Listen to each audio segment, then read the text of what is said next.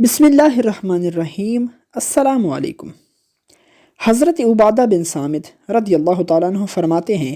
کہ رسول اللہ صلی اللہ علیہ وآلہ وسلم نے اس وقت جب آپ کے گرد صحابہ کرام کی ایک جماعت بیٹھی ہوئی تھی ارشاد فرمایا، مجھ سے بیعت کرو اس بات پر کہ اللہ کے ساتھ کسی کو شریک نہ کرو گے، چوری نہ کرو گے، زنا نہ کرو گے، اپنی اولاد کو قتل نہ کرو گے، اور نہ عمدن کسی پر کوئی ناحق بہتان باندھو گے، اور کسی بھی اچھی بات میں خدا کی نافرمانی نہ کرو گے۔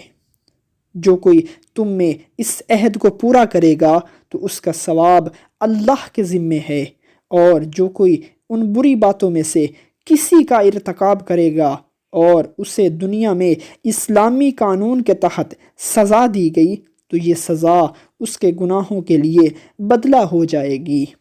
اور جو کوئی ان میں سے کسی بات میں مبتلا ہو گیا اور اللہ نے اس کے گناہ کو چھپا لیا